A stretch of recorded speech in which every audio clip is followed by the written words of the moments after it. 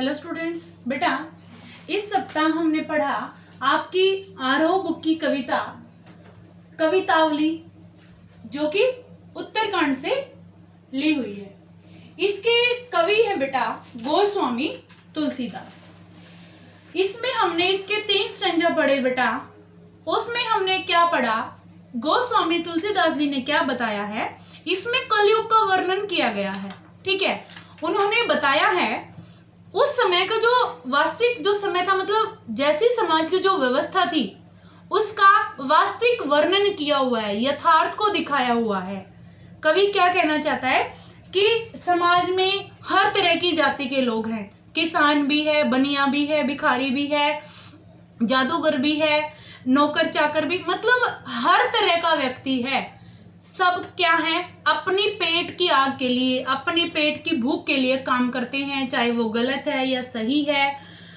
ये सारी बातें कवि ने इसमें बताई है। चलिए इसको विस्तार से एक बार हम दोहरा लेते हैं दोबारा से।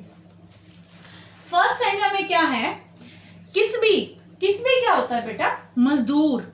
ठीक है, किसबी होता है मजदूर। किसान यानी कृषक वर्ग। ठीक है, आप अपनी पुस्तक से पढ़ना, मैं पढ़ती हूं। किसान किसबी किसान कुल, बनिक भिखारी भाट, चाकर चपल नट, चोर चार चेटकी, पेट को पढ़त गुण गढ़त, चढ़त गिरी यानी पर्वत, अटत गहन गन, अखन अखेटकी। कवि क्या कह रहे हैं, कवि ने क्या बताया इसमें, उस समय का जो मतलब वास्तविक परिस्थितियां थी उनका यथार्थ चित्रण किया हुआ है, वास्तविकता बताई हुई है। संसार में अच्छे बुरे सभी तरह के प्राणी हैं, सभी अपने पेट की आग के लिए क्या करते हैं, कोई ना कोई काम करते हैं। अब चाहे वो उनके लिए उचित है या अनुचित है, भूख तो शांत करनी है, पेट की आग को तो बुझाना ही है। देखिए कवि क्या कह रहे हैं कि इस संसार में मजदूर, कृषक यानी किसान, बनिए, ठीक है, एक वैश्या, भिक्षुक यानी भिक्षा मांगने वाला, एक नौकर जो किसी के अंडर काम करता है, ठीक है, जादूगर, हर तरह के लोग हैं। सभी अपना पेट भरने के लिए क्या करते हैं, अलग अलग काम करते हैं। वे मुश्किल से मुश्किल काम भी वो करते हैं, अनेक करिश्मे करते रहते हैं। इवन क्या, वो पर्वतों पर भी क्या है, हमने पढ़ा ना कि पेट को पढ़त गुण गढ़त चढ़त गिरी, कि अपने पेट की आग को बुझाने के लिए, अपने पेट के लिए वो क्या है, यहाँ तक कि पर्वतों पर भी वो चढ़ते हैं, बड़े से बड़े कठिन कार्यों को वो करते हैं। ठीक है, घोर जंगलों में पर्वतों पर चढ़ जाते हैं, शिकारी के रूप में सारा दिन वो इधर उधर भटकते रहते हैं। क्यों? क्योंकि पेट ही एक ऐसी बला है जिसके लिए लोग क्या है, दर दर की ठोकरें खाते फिरते हैं। ठीक है, ऊंचे नीचे करम, धर्म अधर्म करी, पेट को ही पचत बेचत बेटा बेट की। क्या है, अपने पेट की आग को बुझाने के लिए वो चाहे सही काम करे चाहे गलत करे, वो हिचकिचाते नहीं हैं। ठीक है, उचित अनुचित कार्य करने में वो कभी भी हिचकिचाते नहीं हैं।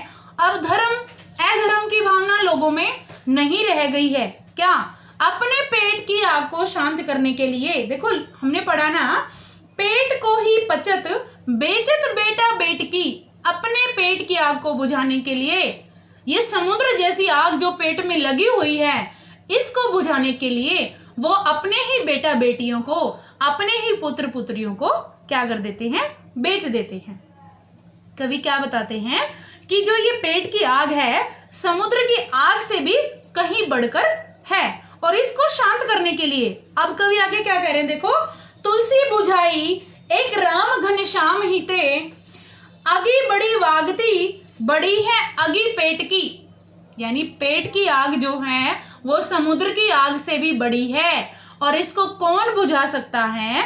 कवि क्या कह रहे हैं, कवि का ये मानना है कि ऐसी भीषण अग्नि, इसकी शांति मेघ रूपी, यानी देखो अगर मान लो बहुत ज्यादा आग फैली हुई है तो क्या, अगर बादल पानी बरसाएगा वो तो एक नॉर्मल बात होती है कि भाई हम बुझा देते हैं या आग बुझाने वाली गाड़ी को बुला लेते हैं। अगर एक वैसे नॉर्मल देखा जाए, प्रकृति के हिसाब से देखा जाए, अगर वन में जंगल में आग लगी है, अगर वहां पर बादल पानी बरसा देता है तो वो आग जल्दी बुझ जाती है। अब तुलसीदास जी क्या कह रहे हैं कि ऐसी भीषण अग्नि को, इसकी अग्नि की शांति कैसे हो सकती है? मेघ रूपी श्री श्याम, यानी वो श्री क्या है, श्री राम को ही वो क्या करते हैं, उस मेघ के, उस बादलों के समान मानते हैं जो इस आग को बुझा सकती है। ठीक है, ऐसी भीषण अग्नि की शांति मेघ रूपी श्री राम से ही हो सकती है।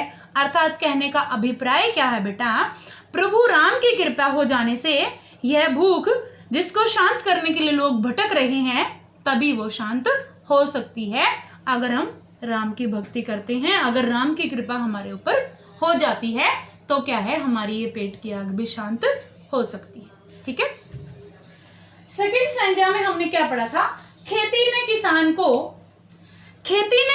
को भिखारी को न भीख, बनिक को बनिज, न चाकर को चाकरी। क्या है बनिक? क्या होता है बेटा? बनिया। चाकर यानी काम करने वाला। ठीक है, मैंने आपको सारे शब्द दिए हुए हैं, जब आप अपनी पुस्तक से पढ़ोगे तो साथ में अपनी एक बार वीडियो को सुन लेना, आपको सारे शब्दों के अर्थ समझ में आ जाएंगे। ठीक है, क्या कह रहा है देखो, कवि क्या बता रहा है आगे, कि खेती ने किसान को, भिखारी को न भीख, बनिक को बनिज, न चाकर को चाकरी, यानी काम करने वाले को काम ही नहीं मिलता। जीविका विहीन लोग सिद्धमान यानी दुखी, सोच बस कहे एक एकन को सो जाई कहाँ का करी। क्या कह रहे हैं कवि, क्या बताते हैं कि काम करने वाले को क्या नहीं मिलता। तुलसी जी बता रहे हैं कि इस संसार में क्या फैली हुई है, गरीबी और बेकारी, उनका यथार्थ चित्रण यहाँ पर उन्होंने किया है। और वो राम को संबोधित करते हुए क्या कह रहे हैं कि हे दीन बंधु, हे प्रभु, समाज में हर तरफ गरीबी है और बेकारी है, इन दो ही चीजों का बोलबाला है। यहाँ पर प्रत्येक व्यक्ति क्या है, दुखी है। किसान के पास खेती करने के लिए उचित साधन नहीं है, जिससे वह खेती पैदा नहीं कर सकता। भिखारी को क्या, भीख नहीं मिलती। कोई संपन्न व्यक्ति ऐसा नहीं है जो उसको भीख दे दे। व्यापारी यानी काम करने वाले के पास ऐसा कोई व्यापार नहीं है, ऐसा कोई काम नहीं है जिससे वो अपनी आजीविका चला सके, अपना पेट भर सके। नौकरों तथा कार्य करने वाले लोगों के पास उनको नौकरी नहीं मिलती। कहने का मतलब क्या है कि समाज में किसी के पास भी आजीविका चलाने का, अपने परिवार को और अपना पालन पोषण करने का कोई भी साधन नहीं है। वे सब बेकारी के कारण ही व्यर्थी, वो मतलब दुखी हैं। ठीक है, समाज का प्रत्येक वर्ग क्या है, दीनहीन है और दुखी है। दुखी होकर वो आपस में एक दूसरे को यही बात कहते हैं कि अब हम कहाँ जाएं और क्या करें कि जिससे हमारा जीवन यापन हो सके। ठीक है, आगे क्या कह रहे हैं तुलसीदास जी, देखो कि बेदहु पुराण कहीं, बेदहु यानी वेद पुराण। ठीक है, बेदहु पुराण कहीं, लोकहु बिलोकत, साकरे सब पे राम, रावरे कृपा करी, दारी दसानन दबाई दुनी दीन बंधु, दुरित दहन, देखे तुलसी हाहा करी। क्या कह रहे हैं, रावरे क्या होता है बेटा, सलोने। ठीक है, दुनी यानी दुनिया, दुरित दहन क्या होता है, यानी जो हमारे पापों का नाश करने वाला है, उनको भस्म करने वाला है। आगे कवि कहते हैं कि हे राम, वेद और पुराणों में कहा गया है कि, और संसार क्या है, संसार में भी ऐसा देखा गया है कि जब ऐसी परिस्थितियां आती हैं, भीषण संकट की परिस्थितियां आती हैं, तो क्या है, हमारे प्रभु ही हमारे ऊपर कृपा करते हैं। अतः हे प्रभु, आप सब पर अपनी कृपा करें। आज समाज का प्रत्येक व्यक्ति क्या है, दुखी है, पीड़ित है। हे दीन दुखियों की रक्षा करने वाले हे प्रभु, इस समय पूरे समाज को क्या है, गरीबी रूपी रावण ने दबा रखा है। अर्थात चारों तरफ गरीबी रूपी रावण का साम्राज्य है, हर तरफ गरीबी ही गरीबी फैली हुई है। तुलसीदास जी प्रभु से प्रार्थना करते हुए कहते हैं कि हे दरिद्रता को जलाने वाले प्रभु, दरिद्रता यानी गरीबी, कि हे गरीबी का नाश करने वाले प्रभु, आप तो कष्टों का नाश करने वाले हैं। अतः आप ही हमें इस गरीबी से निकालिए। आप ही हमारी दुनिया है, इसमें गरीबी फैली हुई है, इस गरीबी को इस दुनिया से दूर करें। ठीक है, थर्ड स्टेंजा में हमने क्या पढ़ा था, देखो बेटा, धूत कहो अवधूत कहो। धूत होता है जिसको हम त्याग देते हैं। ठीक है, अवधूत होता है बेटा सन्यासी। जो सन्यासी बन जाते हैं। देखो आगे तुलसीदास जी क्या कह रहे हैं कि धूत कहो अवधूत कहो, रजपूतो कहो जोलाहा कहो कहू, मतलब कहने का क्या है कि कोई मुझे कुछ भी कहे, ठीक है। आगे देखो, काहू की बेटी सो बेटा ने ब्याहब, मुझे किसी की बेटी से किसी के बेटे की शादी नहीं करनी। काहू की जाति बिगाड़ न सोऊ, तुलसी सरनाम गुलामो है राम को, जाको रचे सो कही कछु औ, मांगी के खैबो समित को सोइबो, लेबू को एकू न देबू को दो।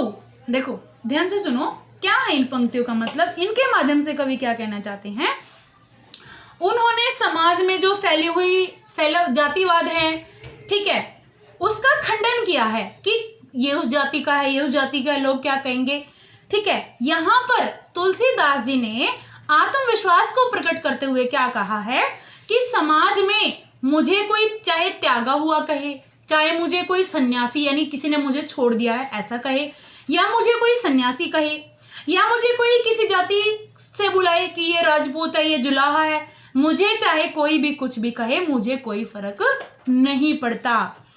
फिर क्या करना है, मुझे चाहे कोई कुछ भी कहे, मुझे किसी की बेटी से किसी के बेटे की शादी थोड़ा ना करनी है, ठीक है, कि जिससे कि जाति बिगड़ जाएगी। अगर मैंने इस लड़के की शादी इस लड़के से करा दी तो जाति बिगड़ जाएगी, ऐसा तो मुझे मतलब मेरे ऐसे जीवन में तो है ही नहीं, मुझे कुछ फर्क नहीं पड़ता चाहे लोग मुझे कुछ भी कहे, ठीक है, किसी की जाति नहीं बिगड़ जाएगी। तुलसीदास जी यहाँ पर धर्म का खंडन करते हुए क्या कह रहे हैं कि देखो बोला ना ने, तुलसी सरनामो गुलामो है राम को, कि जो तुलसी नाम है क्या है, वो राम का भगत है, राम का दास है, उसका गुलाम है।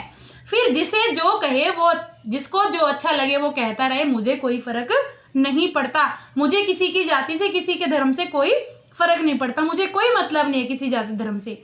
तुलसीदास जी कहते हैं कि मुझे किसी से कोई लेना देना नहीं है, मैं तो भीख मांगकर पेट भरता हूँ और मस्जिद में सोता हूँ, ठीक है। मस्जिद को सोइबो, मस्जिद होता है बेटा मस्जिद, सोइबो यानी सोना, कि मैं तो भीख मांगकर पेट भर लेता हूँ और मस्जिद में जाकर सो जाता हूँ। तो क्या है, मैं तो पूर्ण रूप से, तुलसीदास जी कहते हैं कि मैं तो पूर्ण रूप से यानी पूरी तरह से प्रभु राम की शरण में समर्पित हो गया हूँ। इस संसार से मुझे कोई लेना देना नहीं है, इस संसार से मुझे कोई मतलब नहीं है, ठीक है बेटा। ये थी हमारी कवितावली। अब हमारा इसका सेकंड पार्ट है लक्ष्मण मूर्छा और राम का विलाप, ये हम अगले सप्ताह करेंगे बेटा, ठीक है। इतना आप कर लेना, इसके प्रश्न उत्तर अपनी उत्तर पुस्तिका में लिख लेना और याद कर लेना। धन्यवाद।